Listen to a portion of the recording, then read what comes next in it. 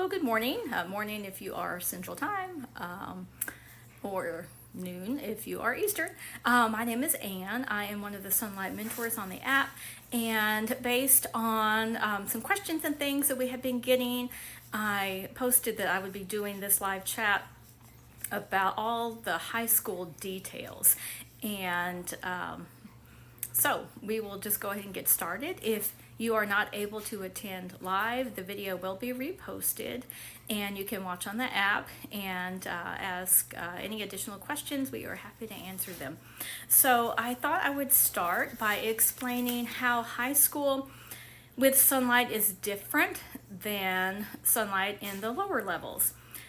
Because if you're not quite there yet, you might not even realize that things are going to change. This is the most shocking thing of all, there are going to be no more read-alouds scheduled in high school. And that is because it is geared towards creating independence in your students. So no more read-alouds will be scheduled once you hit high school, or the 100 and up, the numbered levels of Sunlight. But that doesn't mean you can't choose a book and do it as a read aloud. Of course you can. It is still your curriculum for you to do as you choose. The schedule is a guide. It is not something you have to follow exactly to the letter. And another thing that changes once you hit those 100 level. Oh, hello, Linda. Thanks for joining. When you hit those 100 and up levels, there are actually two instructor's guides. And one of them is the parent guide and one of them is a student guide. And they actually have all of the same content except for one thing. The parent guide has all of the answers to the discussion questions, and the student guide has the discussion questions only. So that's pretty important. And the reason that is done is so that the student does have their own schedule and can follow that and read all the notes and do all the books successfully on their own, meeting with you to do the discussion questions. And so those levels are geared toward helping to create independence in your student. And we will talk a little bit more about the independence factor later. Another thing that is different about high school that you may not have had to do before, if you are in a state that does not require much record keeping, you probably have not done this, but even in those states, once you hit high school, you do need to create a transcript so that your child will have basically the proof of what they did during high school. Especially if they are planning on attending college, you will need a transcript. And even if you don't think they will attend college, I think it's still a good idea to go ahead and make a transcript, because you never know when things might change and they might need that. And it's so much easier to put that document together while you are doing high school than trying to come up with all of that information years later. And the last thing that I feel I wanted to mention that changes once your kids reach the high school level is that your job actually changes a little bit. You are really no longer the the outputter of all the information for them, because you're not doing the read alouds and you're not in that role exactly the same way. You are more of a mentor to them as they are learning with their books and their things. And so your role converts from that being a teacher to more being a mentor. And that's honestly been one of my favorite things about having my high schoolers. I think it has really been great. So a couple of details about transcripts. What is a transcript? It is a one-page document where you have a list of courses that you have taken with grades listed for those courses and any additional test scores like the ACT or the SAT. And you also list how many credits the class is worth. So you can list your courses taken by subject. Here are all the history courses that have been taken. Here's all the science. Or you can list it by grade. These are the ones that were taken in 9th grade, 10th grade, and so on. And even if you take more than 1 year to do a class, you can still just put it in whichever year you want. They've done the work, and you can simplify things like that. If your child has taken something like Algebra 1 earlier than the 9th grade, that does go on the transcript because that is a high school level class. Also on your transcript, you can designate if a class is considered honors, or if it is dual credit, if it was done through a community college. And so how would you know if you're going to designate a class as honors? That is up to you as the teacher. An honors class would be considered more advanced than a typical class. So who is it that gets to decide that? Well, that's you, the teacher. You get to decide what is considered an honors course for your school. And the way I did it for high school, if my kids did the Sunlight level to its full extent, they read all the books, they did all the assignments, that was absolutely an honors course. That is above and beyond anything you would typically get in high school. And for us, our history was like that. We really did, all the history books. What I did not designate as honors for us were the English classes. And I just called, the literature portion, English 1, English 2, English 3, English 4 on the transcript, because that is what our high schools do in our state. But we did not read all of the literature books. We had to cut some out. We did not do all the writing assignments. My kiddos needed more time on those assignments, so we did fewer of them, but they absolutely got a credit in English, but I did not designate that as honors. So it is up to you as the teacher, as the homeschool parent, what you want to, how you want to designate those things. So what do you call your transcript? What do you put at the top of it? It is important to label it your official transcript, and you can list the name of your school. Our neighborhood is called Turtle Creek, and we actually have, some people have moved away, but we had several homeschoolers in our neighborhood. So my official name of our homeschool is Turtle Creek Christian Academy. Some people use their last name in their name of their homeschool. It is completely up to you. You get to give your school a name, and then you get to put it that it is the official transcript for that school, for that student at the top of that page. And you do, I mentioned before that you've got your list of classes with all of the grades. You do want to include the final GPA, the final grade point average. And how do you do that? If there is a mix of grades, honestly, the easiest thing, if you just Google GPA calculator, it'll come up with something where you can input the grades, and it'll calculate that for you. So that's nothing to be hesitant about or nervous about at all. Once your child has completed all of the things on the transcript, and it's time to turn in that final one to whoever it may be, an employer, college admissions, you do need to have that transcript notarized. And that is simple to do. Typically, any bank that you are a member of or have an account with will have a notary that you can go, and I printed off, my son applied to 5 colleges, so I just printed off 6, they have an extra, and took them all to the bank all in one day, got all those notarized so that we had them to send off to the colleges as we needed them. And hello to the couple of people that have joined us since I started talking. The replay will be in the app afterwards. So far we have talked about how Sunlight High School is different than the earlier levels of Sunlight, and what kind of things you need to put on your transcript. And so, of course, on the transcript, you've got your classes that your student has taken. So that leads to another question. What classes exactly does my high schooler need to take? So my recommendation is that you can start by looking at what your state requires of students to get a high school diploma. And you may find, like in Texas, there are different levels.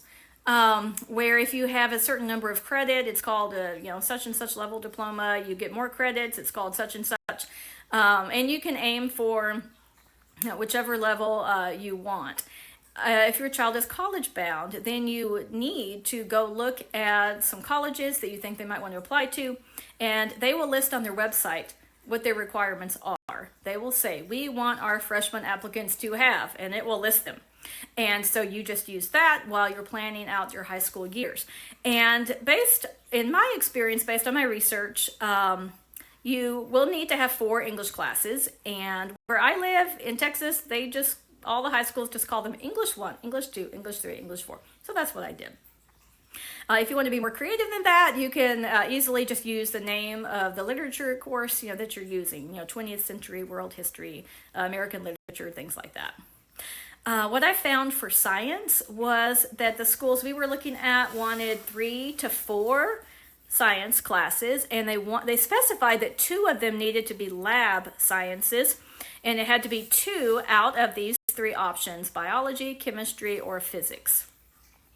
3 to 4 math is what we found the schools were wanting, and then 3 social studies. So like I said, that was in my experience. Definitely take a look at any colleges that are near you or that your student may apply to and see what they require. And for electives, I think it's great to choose your electives based on your student's interests. And let me hop over. I had a question on the app from, let's see, I thought I was organized. Yeah, here it is. Okay, I am organized. Katrina C. on the app asked a question that relates to this about when you're picking the classes that your high schooler needs. So the question is about how to handle negative feelings towards certain subjects or certain parts of school. And she mentioned that she was going to be doing a lunch planning meeting this week, which is something one of our mentors has done and shared with us, Christy. That's a thing that she does with her family, a great idea to have a planning date with your child, just to go and just be with them and talk about all the things that are important as far as planning. So she will be doing that. So the question was how to handle negative feelings towards certain subjects. And oh my goodness, I have heard that. Have any of you heard, when am I ever going to use this? I have heard it more times than I can count, especially with one particular student and one particular subject that would be math. So you can try to explain that even if you don't ever plan to use upper levels of that subject, you may never think you're going to use chemistry or use physics in your life, but I'm a science major, so I personally love learning that stuff, even if I would never use it, because I just think it's really cool to see how you can apply math. And like in physics and chemistry, you really use the math that you've learned, and you learn all about God's creation and just how amazing it is. So I try to share that with my students, that it's really great just for the sake of learning, but that may fall on deaf ears, and they just may not really care that much. But the reality is that you have to think about what the student wants to do in the future, not what you want them to do necessarily, what they want to do. They realize, well, this is what I want to do, and these are the steps I have to take to get there. And, this school requires, I've got to take the 2 lab sciences or, whatever. Then those are steps that you just have to take to do what you want to be able to do in the future. So my personal story with that, with the particular student, with the particular subject that was math, I'm going to talk more about that when we talk about gaining independence, but he's not in college doing anything that requires math except for the basic core requirements that you have to take a math class, because here you are in college. So he did that math class. He passed it. He actually got an A in it. And then when he ended up taking economics, which was something that he had to require for his Bachelor of Science degree, he actually said that he was glad he took that math class. I just about fell on the floor. I was so happy to hear that he did realize that. When you're meeting with your kids to determine what they need for their future, definitely keep in mind what their goals are and help them see that these are the steps that they need to follow, even if it involves taking a class they don't like. They're just going to have to do it. And then she also mentioned that sometimes her student will just have some sort of crazy idea. And I don't know exactly what she was talking about, but as long as you're getting the required things done, if they have some crazy idea to go take underwater basket weaving or something, because they think it's going to be really fun and cool, well, hey, let them do it. It'll be an elective. So definitely let them, explore different things and all that kind of thing, as long as you do ensure that they are getting the requirements done. And so going back to the electives, they can be based on student interest. And my 2 students have had vastly different things as electives on their high school transcripts. My son just read all of these World War II books for fun and watched all these documentaries because he wanted to. So he ended up with a credit in World War II studies. And my daughter loves cooking and baking and decorating and all of these things. And through our homeschool co-op, she has been able to take all sorts of classes in the church's kitchen where people teach all those things. And so all of those little classes with the co-op have added up to become a credit, so I called it culinary arts. So you can actually take what your children are already doing and what they want to do, and create electives for your transcript on that. And Bible is another thing that you are doing through Sunlight that would be an elective on your transcript too. Another concern on the app that we've seen is, how can I teach high school classes? Because it is true that if you are a public high school teacher, you actually have a degree in your field. I have a degree in biology. I used to teach biology at a local high school. So this is true. However, it is not necessary. It is not necessary. You should not feel that you cannot teach your child high school level things. Here are some suggestions as to how to help you feel more comfortable with that, based on each subject. So for math, you can learn along with your child. Matthew C has video instruction, and Saxon does also for the high school levels. And so you can take that time to watch those videos with your child, do the questions together with them, and learn it together. You can do that. And science, once you hit the high school level sciences, the textbooks are they're truly written to the student for them to be able to read and learn just by reading that textbook and doing the experiments. And I wanted to point out that this is, if y'all haven't seen yet, the new catalog that will be in effect in April is available for you to view, and Sunlight does have a couple of, excuse me while I reach. Now this is not new. The chemistry book, Discovery and Design of Chemistry, has been out for a few years, and it is written by Jay Weil, and he recently wrote 2 other books, and so Sunlight will be beginning to carry those, starting with a new catalog.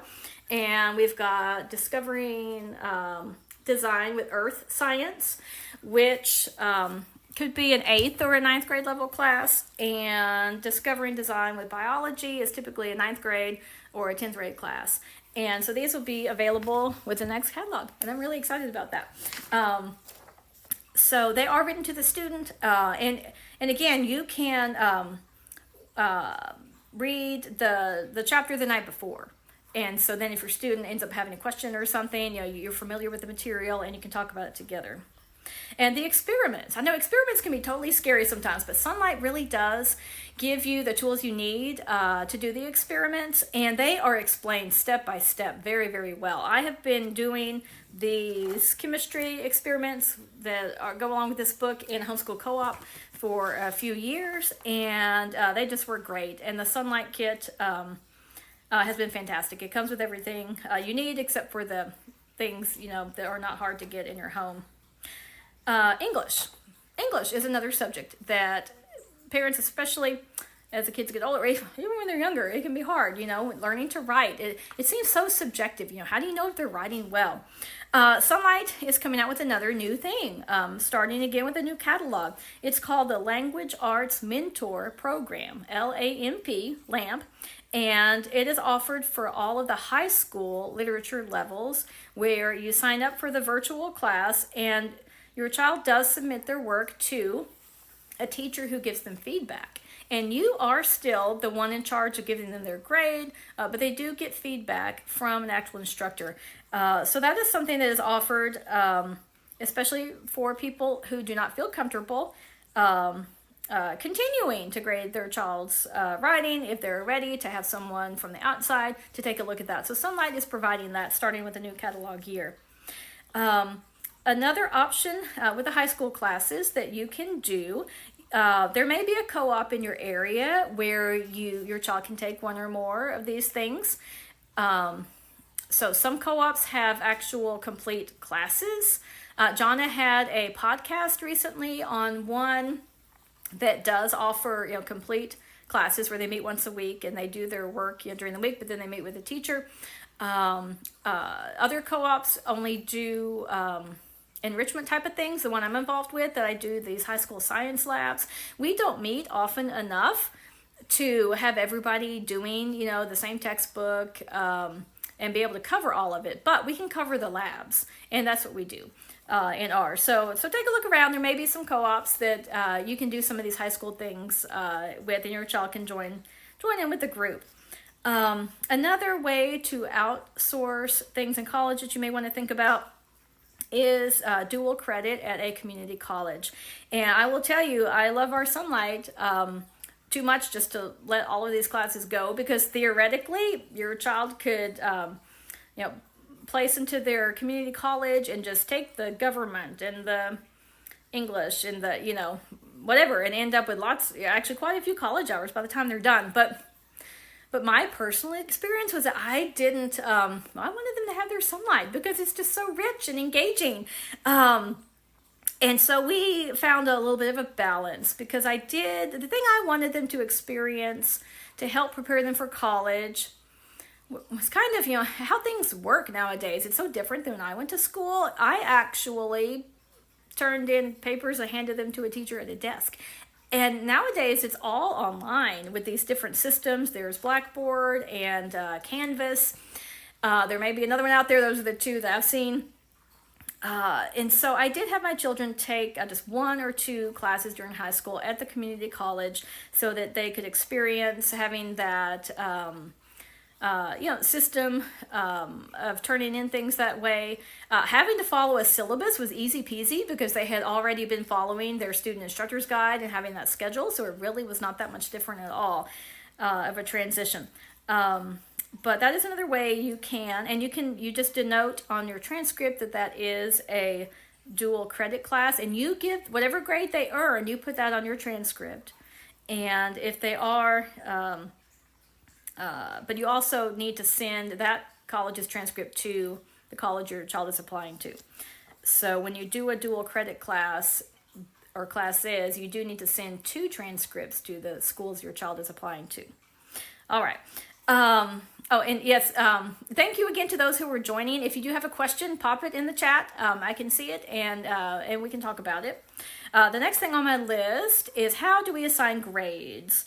And that was a question on the app, and there are several different methodologies, I guess you could say, behind assigning grades. So I'll go through a few. The traditional way, like what they do in a traditional public school, you give a % grade on everything they do. So you get 9 out of 10 discussion questions correct, well, then that's a 90. You can use the writing assignment rubrics to grade those and get your percentage. And then for every subject, you have come up with a formula to create that course's grade. So, like in math, you've got 2 kinds of work. You have daily work. I think they should get credit for doing their homework. Homework, that's a public school term, but doing their daily work, their practice problems and all that. But then tests, which they do, without any help and things like that, they should be weighted more. So you could do something like daily work can be worth 30% and tests can be worth 70%. You just keep track of those grades, calculate your final average, and there you go. English class, you can think about the different components of it. There's writing assignments, there's discussion. You might be doing the optional wordly wise. So come up with the balance of how you want to weight those grades. Science can be part lab, part daily work, and part tests. And so, based on my experience as a public high school teacher, that's the type of way that I got my grades for my son, my first high schooler. And that's what I was familiar with as a public school teacher. And so I kept all the grades. I tracked them all, calculated the average. And after all of that work, I learned that I was not surprised by any of the grades that popped up in the spreadsheet. Wasn't surprised by any of them. I knew he was going to get an A in that. I knew he'd earned a B in that. No surprises at all. So with my next high schooler, I did grade things, but I didn't take the time to record everything because I felt comfortable enough that it would be the same situation. I would be spending all this time putting all this stuff in the system, and I would not have any surprises because I knew, this child earned an A in this, a B in this, or whatever. So you honestly can do what you are comfortable with. If you want to do all the record keeping, you can. If you want to, take the grades and go with your gut, what they've earned, you can totally do that too. One of the other mentors with Sunlight has a different system of assigning grades to a course. They make a contract. So to earn an A in this class, read so many of these books and do so many of these writing assignments. So you make a contract. If you want to be in the class, you'll do this many books and do this many assignments. And you don't have to give them an option to earn a C. If you don't want to put any C's on that transcript, they're going to do that work. So it's kind of up to you. Another way that this is a different mentor does a mastery-based grading system where they do end up with all A's, but it is because they keep working at it until they master it. They don't move any further until they've got it. And so you relearn the math, you redo things, rediscuss things, reread things until the work is done and it is mastered. And another question that may pop up is, you might have heard of weighting grades, not weight as in weight in time, but weight as in the heaviness of it. Because if your child is doing an honors class or a dual credit, some people will give those classes more, not more credits, but a higher weight. Like if an A is worth 4 points, well, in those classes, you end up getting 5 points in the 4-point system for those classes. So they're weighted heavier. But my personal experience is that most colleges that we apply, well, all of them that we applied to, and a lot of the scholarship applications that we have filled out have asked for the unweighted GPA because they want to have a level playing field. And so even though I did consider some of my classes honors and they did do some dual credit, we personally chose not to weight those grades just so that we just already had the unweighted GPA to give for those things. And how do you determine how many credits a class is worth? So you typically have 1 credit for 1 year or a half credit for 1 semester. And so that is based on the amount of time that a subject takes. And like I mentioned before, if you do a little something here and there for an elective, you can keep note of that and add all that up and see what it adds up to. It might be a half credit or it might be a full credit.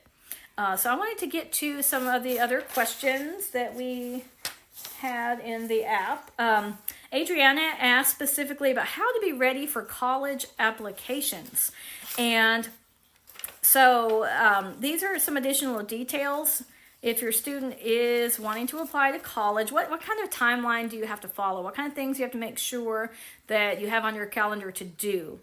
And so here are my recommendations. These are based on my personal experience, that at the end of your sophomore year, to be very proactive, or the very early fall of your junior year, contact a local public school or a local private school about taking the PSAT. And that is a test for juniors, and it doesn't really count for much. Colleges don't look at it for admission, but if they really do really well, they can end up as a it's called the National Merit Finalist thing. And so if they really, really score in the way top percent, they could potentially end up with scholarship money based on it. But most students do not end up being in that pot of people, but they still experience that test taking. And it only, my kids did it, only cost $17. So for $17, you can give them that stressful experience that they need, right? To help them prepare for the SAT and the ACT, which will count towards things with their school. So contact a local public school or a local private school about joining in with their group to take that test. And then the spring of your junior year, take the ACT or the SAT. You can take a practice one at home to determine which is best. Typically, students may perform better on one than the other. So the differences between those two tests, if you have not looked into this yet, the ACT has 4 sections. There's English, reading, science, and math. And now there's an online option. So you need to see what's available in your area. And the SAT has 4 sections, and this has recently changed. So this could be a whole talk of its own, what all these changes are. But they have English, reading, and math. So maybe it's considered 3 sections. They used to have math with a calculator and math without a calculator. And that kind of, scared my particular student away from that test that, wasn't a big fan of math. especially without that calculator. But I did read just yesterday, looking up into this stuff, that now the SAT starting March is online only, I believe, as what it looked like, and that they have a little graphing calculator tool that you get to use. So it's gone fully digital. So anyway, these tests are changing, so definitely look them up. ACT.org is how you get info about the ACT, and SAT it's called the College Board. So you can look those up and see. Take practice tests at home to see which one they may score better in. And my son is now a sophomore in college. Back when he was doing all of this, schools were still not using these test scores to accept students. You didn't have to take the test at all. You could still be accepted into the college. And what we found with my daughter, who is a senior in high school this year, and so she is done with the application process now, is that you could choose to submit your application with consideration of your test scores or without. So you still don't have to take them to get into college, but if you want to be eligible for any scholarships that they offer, you definitely do want to have them take these tests. So spring of your junior year, you want to be thinking about which colleges you want to visit, because you'll find out what kind of test scores they want you to have. And if you go to this one campus and you fall in love with it, oh, this is where I want to go, you still have time to do what you need to do to try to ensure that you do get there. So you can retake the test during the summer. It is extremely common to take the SAT or the ACT more than one time. And it's actually the fall of your senior year. It's time to apply. There are deadlines, like early admission deadlines. There are deadlines. Do we need your application by December 1st to be in the first choice for scholarships and things like that? So definitely pay attention to those deadlines. But fall of your senior year is when you do need to be applying to college. So many details, but I know that that's what people were wanting to hear. It is a lot of details, and we still have a couple of questions from the app. And let's see, Linda, are you still here, Linda? I got your question about how to let them be more independent. How to walk away from the table and not feel guilty. So it is true. It is our job to equip them to be able to be independent and functioning independently. And like I mentioned before, the Sunlight High School levels are designed for the student to be as independent as possible. So how do you do that practically? What are the steps that you can take? And honestly, every student is so different. And it's crazy how my two are so far apart in this area. My daughter developed independence very early on. She right away, oh, I've got my student guide, here I go, I'm off, I'm doing my thing. And it was a different thing with my son. So and it also depends on the subject too. Developing independence. So with Sunlight we have our table subjects and our couch subjects, and there aren't any more read alouds. And so that was an adjustment for my first child. And because that is more time that they are spending reading. So there are things you can do to help develop, to make that less of or an easier transition would be to do some half days. Oh, we had to do that. When we hit that 100 level, we had to take one day just to do half of what was in the IG, just to get used to what all the different things were that he was going to have to do. And we did that for, I think, 2 weeks. So definitely let the schedule work for you. And you can extend how long you are doing the program. My son that hit that level, the 100 level, he was in 8th grade. So we actually took 2 years to do it, 2 full years. Now, the table subjects, the skill-based things, working with math and with writing and things like that, you can also have a gradual transition. It's not like you have to say, oh, you're in high school, here you go, good luck. It can be as slow of a transition as you need it to be.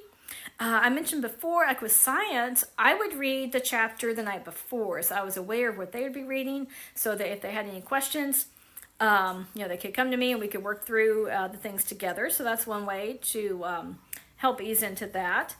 Now, back to the math. That was the struggle with my oldest, was with the math. And I have seen this advice for even much younger students to develop a little bit of independence. You can just start with one problem.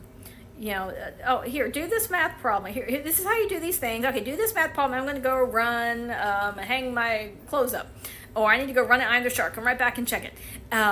So just one problem at a time. You could try to develop some independence working with a skill-based subject like that. But honestly, my experience, I tried that with that child. Didn't work. Did not work, because my daughter was a whole different person. She would call me if she needed help, but she would just go and try to figure this stuff out. She just had a completely different personality when it came to doing things like that. So my son, who learned math, but it wasn't something he enjoyed, but he would learn it. It was the type of thing where he needed to know after each problem, okay, was this one right? And I'll be honest, I was actually there for every math lesson, basically every problem, his whole time in math. Now, except for tests. He did understand that tests had to be done on his own. And he did not enjoy that at all, but he understood it, that it had to be that way. But for all of the daily work. And so this is the child that had to have one math class in college, just one. He's getting a Bachelor of Science degree, so it doesn't require, it requires more of this geography and economics and stuff with the political science. So one math class to take. So he really, really, really wanted to take it in the summer, even though summer classes are really shortened. But he wanted to take it over the summer at home, rather than have a stretched out class where the pace might be better, but I was far away. And so, okay, let's do it. And so it was the same as I had been all through high school. It turned out to be an online class. I was really hoping for an in-person, with the teacher, but it was only offered online. So together we would watch the videos, and together we'd figure out all the homework problems. And he learned the math. I had to be there with him, but he did learn the math. He had to go into the testing center to take the proctored test. He did it, and he got an A. He only got an A in that math class, and he's done with math. He's done. So anyway, the question was all about this independence. And I mean, he is so independent on so many other things, but just not math. And so it honestly is okay if it turns out that way with your child, because he is succeeding all by himself on all the other subjects. So it really is okay. But the high school, Sunlight High School is designed to help your child be as independent as they can possibly be. Let me see. I think I have one other question. Rachel from the app. Her child has had a Sunlight education, grades K and up, and she's 2 years away from high school. And so what are the goals that we can have to prepare for academic success in high school? So Rachel is in a similar boat that I was. I mean, her children have grown up using Sunlight. Mine did too. And I honestly think that Sunlight intrinsically prepares them for high school, because you have a lifestyle of learning. You're reading all these books to learn things, and they know how to to go learn about things that they want to learn about, even if it's not even in school. So I think that the goal for success in high school is to work towards independence, even if they're not quite ready for that first day. They do need to be able to follow their own schedule and things like that. And I think it is important to change that relationship from teacher to mentor. So that's something to think about as you get closer to that. And so even now with my son in college, that relationship is still there. And I have to share this with y'all. He is so excited because he's like, Mom, I have a class. It's like a Sunlight class. It's an upper level history class, and it is global history of World War II. And he absolutely loves it because they have lectures, which is kind of like your nonfiction spine, but then they're reading biographies and things on top of that. So he's like, Mom, it's like I'm doing Sunlight again. And anyway, So he'll call me and just tell me all about his learning, what he's learning. I just love that. So preparing for academic success in high school, keep up the lifestyle of learning. Just make learning a part of what you do and work towards that independence. Like I said, even if there is that one subject where it's never going to happen, that's okay, because they're not going to end up doing that subject on their own anyway. My son is not going to become any sort of math tutor or go into any field where he has to use a ton of math. That's just not going to happen. So we did what we had to get him through that. And then transition yourself from being the teacher to the mentor. And thank you, Linda. I'm glad you found that helpful. So I have covered, I've taken a lot of your time. There were so many, it's a detail-oriented thing, so many details about high school. So the replay will be in the app, and definitely, I want to hear your experiences too. A lot of this, I was shared my experiences and how some of the other mentors do things. We'd love to hear how high school is going for you and your top advice for people. And if you have further questions about anything that we have covered, please put it in the comments under the under the post. So thank you all so much for joining me. You guys have a great day.